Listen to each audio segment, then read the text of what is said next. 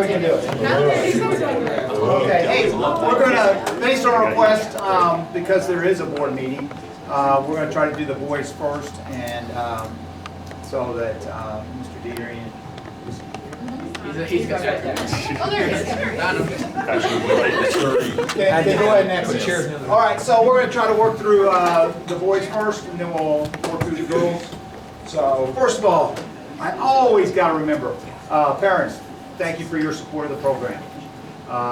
You know, the program isn't a success without you and your support and allowing the amount of time that our athletes practice and getting the water and being there, and those that made Girls State learning how to yell and scream and learning how to wear earplugs, that type of stuff. Pretty good stuff, right? Pretty good stuff. All right, so let's start with the boys. So we're gonna. He's not here? None of the JVs here.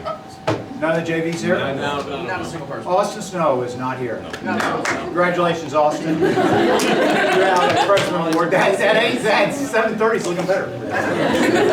So we'll put that right here. Popped a balloon on my head. Cullen Boland. Not here. Also, That's not even his name. Hayden Williams. We're moving. Oh, wait, is that it? We're on base. Now we're moving on to varsity. So if your name was not called, you got a varsity letter. Congratulations. All right. Just grab me one. All right, Jared. Where's Jared? Hey, no, you're sit down, Jared. Story time. So, as you noticed, as Jared came here walking through the hall, he was a Unabomber with tennis rackets. And Jared's made love of his tennis, and he works hard at it, and he organizes it, and he is all about it.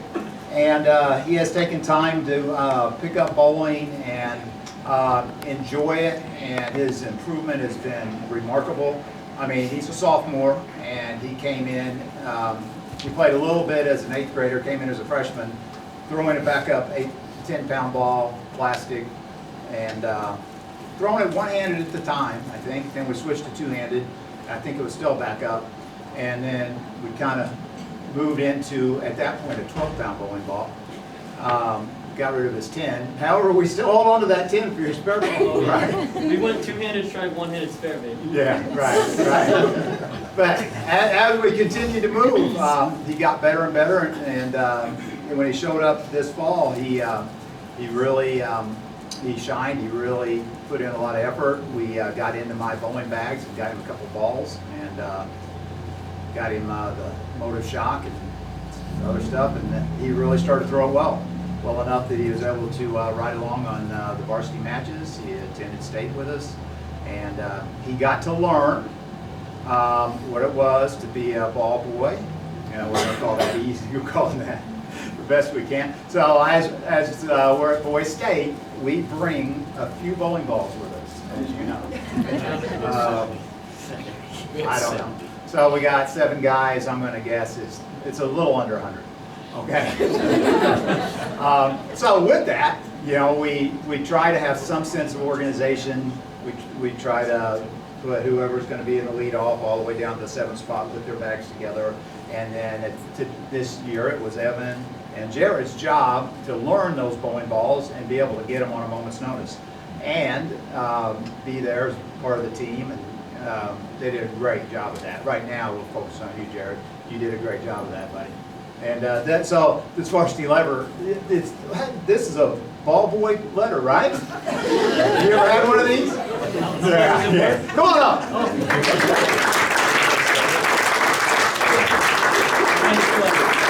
It's sweaty. Oh, yeah.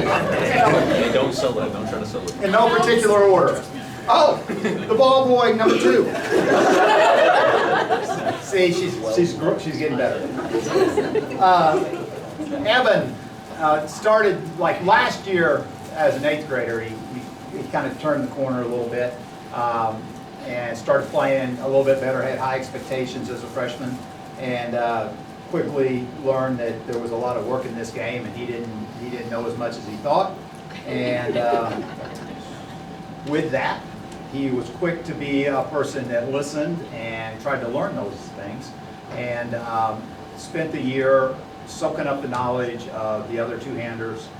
He found this one guy on the team, Dominic fella, and said, Dominic, all I want you to do is line that guy up and put him in your back pocket. And Dominic did that, and you were ready for that. And you did a great job. He played, he didn't play at state, but he did play in regionals, and you played really good when you played, buddy. You played good. And you know, he came out to this week. I don't know if it was this week or if it was last week. When did I see you? Was it this week? When did I see you? I don't know. Last week. Last week. Time flies when we're having fun. He says, Coach, look at this. What do you think? I said, man, it's good. It's good. It's going to be there. And we're very proud of the effort you put in and the support you showed. And you know, it's a hard thing to watch other boys bowl state. And you did a great job. You and Jared. Come on up.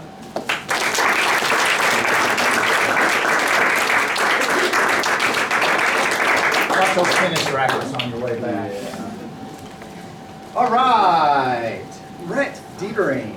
All right. What do we say about Rhett? So I do not prepare anything, just so Rhett, you know, he got hurt early in the year, and it was challenging for us because we had counted on him quite a bit, and that did give the opportunity for Evan to play and Jared to play, and that was good. That was good. And as Rhett came back, he got his strength back, literally got his legs underneath him, and you know, he's a big part of the team. More than that cardio, there you go. So as we move forward, you know, we're excited about the opportunity to have him back, and you know, we had an interesting state experience. I mean, we were up and down and all over the place. That's okay. I mean, there was no one that played better at state besides Charlie last year than Rhett. And Rhett had very high expectations at state. And you know what? You were there, you grinded, and it wasn't what you wanted, but we wouldn't have been there without you. And next year, you'll get what you want. It'll be there. Come on up, buddy.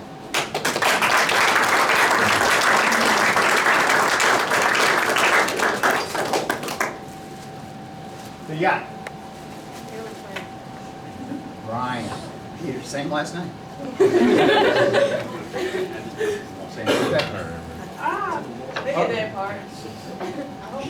Ryan, he's moved up from that Evan and Jared to being the leadoff and then the second player on the team. And I said at the beginning of last year, and I said at the beginning of this year, there is no one that throws the ball any better than Ryan. And he gets it off his hands so good. And he, as we are able to implement everything that he has, and we work on getting the right ball in his hand, being able to make spares at appropriate times. And I mean, there's no doubt that Ryan could strike with anyone in the world. His spare game could get beat by anyone in the world. But as we move forward, that changed. And as that changed, Ryan started moving up, and he started recognizing the importance of spares, and the whole team did. The whole team did. I mean, we played a couple events that we had like 88% spare conversion, which is, that's fairly good. Okay. Now, then we played a couple that was far lower than that. Okay, when we wanted it.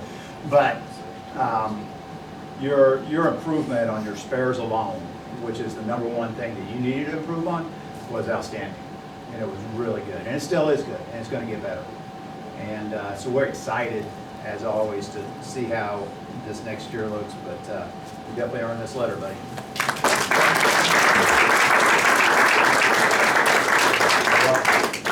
What you got?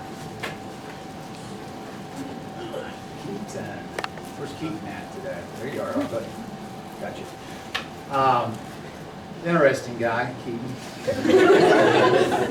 I mean, he showed up last year, you know, started coming in, in the summer in his tank tops and shorts, and just kind of hanging out and grabbing everyone's bowling balls and say, hey, let me have that one, let me have this one. And this year, we knew that Keaton was going to be a part of the mix. We knew that we had to have a breakthrough with Keaton, we needed to spend time with Keaton, and we needed to reach Keaton and develop his potential and have that potential match up to state. I mean, we knew that it was not going to be a straight line, and it was not.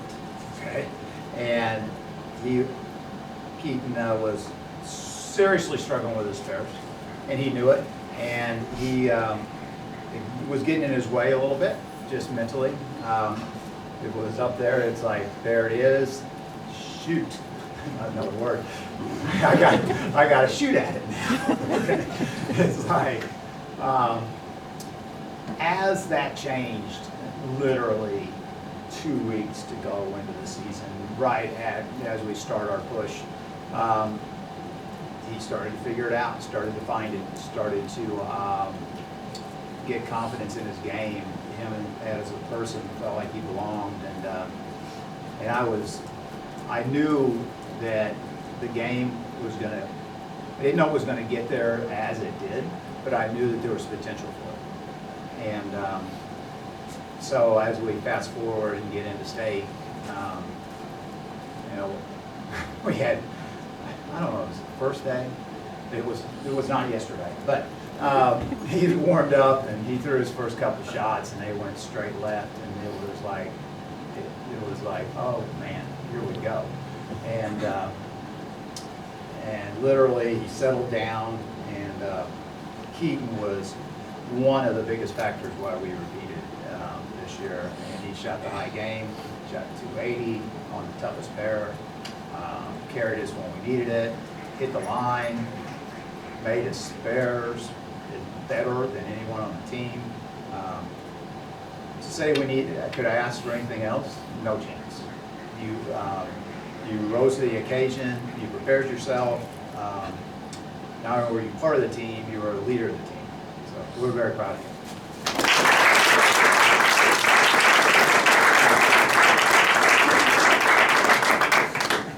Okay, Silas Mopes. Mr. Mopes, where are you at? Okay, there you go. Until we get to the girls, that's like. All right, Silas. You guys may have heard he shot a few 300s this year. You know, there was, and he had a chance for a few more. There was, the exciting thing about shooting 300 is not just shooting 300. It's putting yourself as an athlete in position to perform under stress. And as we started to go from the first 300 to the second 300 to the third 300, that execution became better and better and better. It became, he was able to identify what he needed to do. He was able to stay calm. He was able to make the shot that he needed to. And I mean, we lost one. We lost one at a conference or something. We wish he had back in. But out of the potential, he threw 12 shots in the 10th frame for 300, and 11 of them were really good. The last one wasn't. That's okay. 11 out of 12 is pretty good. When your knees are shaking and you can barely walk up to the line. Dang right. Dang right. As you guys know, Silas loves bowling. Silas works at bowling. And last time I looked, he was on Facebook, I think. Every time I turn around. So there's more Facebook posts. He says, here I am practicing on Friday, here I'm practicing, here I'm practicing, here. I swear I didn't even see him there. I'm not lying. Yeah, I know you were there, but I guess I'm busy, I don't know. But, you know, it's exciting to watch Silas bowl. Silas is very talented. Silas is able to play any part of the lane at any time. And it was interesting coaching Silas. Last year, I balled him every ball. In other words, every time we made a move, we I told him what we needed to do. This year, it was different. This year, Silas is not a big guy that wants to move his feet.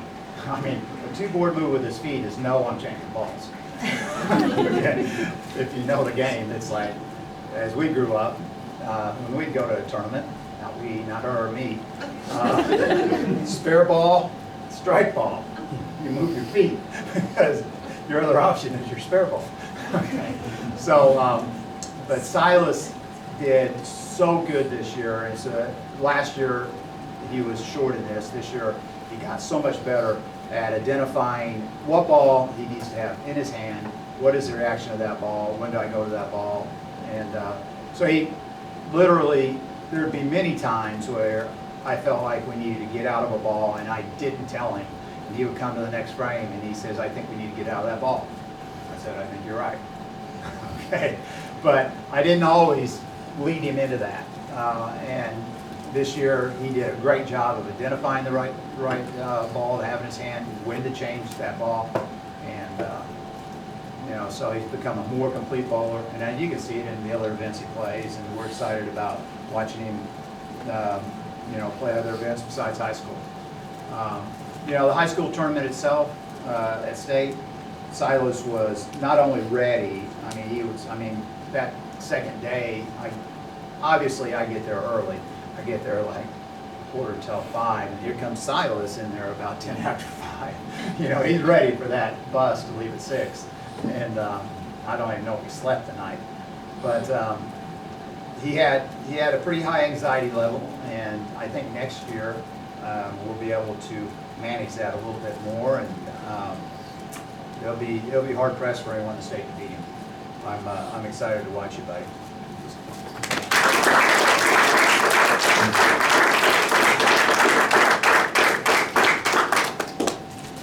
All right, Dominic. All right.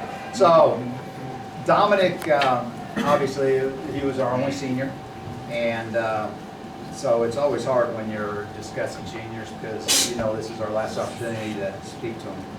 Yeah, as soon as I start talking. She knows. She knows. So Dominic, literally, to look at Dominic now and then to see the progression of Dominic, especially those who have been around the bowling alley for the last 10 years. I mean, when Dominic was in 4th grade, he was small. Yeah, I mean, he was average to small. Okay, and as time passed, that went average to small to average to big to Dominic. And through that progression, there was a variety of you know, changes, different things, and you know, Dominic was always there, always prepared, always interested. Him and Gavin. I mean, I gotta believe there's only one family that talks bowling more than me and Zach. Would probably be Gavin and Dominic. But I can't imagine your meals. But when I'm at home, my wife says we are not talking bowling. That'll last about 5 minutes, but we'll give her that 5 minutes. So, you know, Dominic, he took this year and he ran with it. He knew that this was his senior year, and he played good all year. And you know, I mentioned on Facebook, we mentioned different things, but you know, it was Dominic that stepped up that got us that state title. And you know, we huddled up, and I told the story. We'll tell it again. It's a good time to do it. You know, I said we've got to accomplish just a couple things this last 3 games. I mean, 3 games going in, we're down by, I don't know. We may have been ahead, we may have been down 50. I don't know what we were. We were close. Okay, we were close. It's us and Harrisburg and another team from the north. And I said we need Dominic to move, or we need somebody on this team to get into the top 10, and we need the rest of the team to stay together and have team chemistry. If we can get one guy to do that, we're going to win.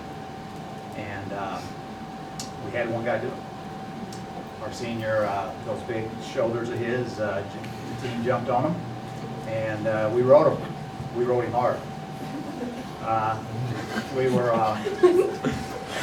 We Coach Hay from Collinsville in that fourth game. I mean, we were struggling, but we weren't struggling any more than anyone else was struggling. Everyone was struggling.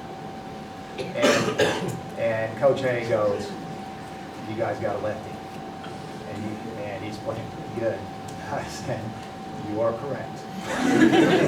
We do." And that afternoon, he just played, and he played so well, and literally, he, this is a common thing with the team of, shooting spares. And Dominic, his strength was not spare shooting last year, okay? His strength obviously was 900 RPM on his bowling ball and throwing pretty firm, okay? But to look at a single pin, that 900 doesn't matter if it doesn't touch it, right? And last year we struggled with it. And this year, Dominic was able to find a path, and we were able to make spares. I mean, he was probably, we keep some stats, but he was probably our best spare shooter this year. And that was coming from being probably one of our not best in year before. Okay, so that transition. I mean, there's only Keaton should knock down more spares in state than he got the next best, and that just shows how good Keaton did there, and how much the focus of spares, and that we talk about Ryan, we talk about Keaton, we talk about Dominic, and we talk about spares. Okay, that's what wins those state titles. Okay, everybody can strike. Okay, it's just making those spares. And Dominic, he was there. He worked hard. He was always at the bowling center. His parents were always, supportive of him. Again, it's parents allowing your son or daughter to go to the bowling center at 10:30 and practice, and not worry about them. Pretty cool.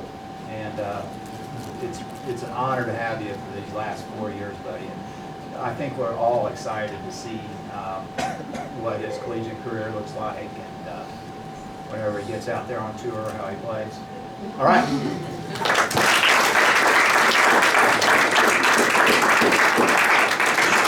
All right, what do we got? Yeah, we'll do those. Yeah, let's do these, because we'll do these. What is that? What's it say? Okay. Hey, yeah. Okay. Beautiful. All right. So at the end of each season, each team, the boys team and the girls team, vote respectively for a team member that they felt was the most valuable player. And for the boys this year, that selection was Dominic Winkler.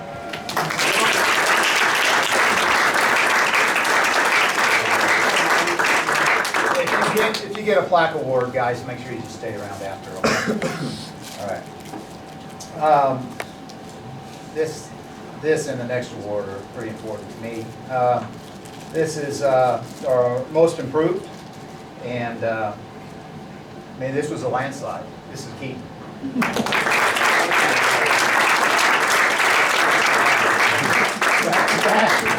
Back. Yeah. I like it. Give him the Triple Crown next year. Yeah. Man, you can win that again. That'd be pretty awesome. So, is it you, Malia? I don't know. Evidently, this Monday, today, is awards night. And I was not prepared for that. So, usually, to present this award, I bring back players that have won this award or have represented the characteristics of this award. And this award is the I Wanted Award. And I'll tell you what, I'm happy to present it because, man, I'm going to quit talking because I'll start bawling, man. Dominic deserves this more than anyone ever. Right here. Come on.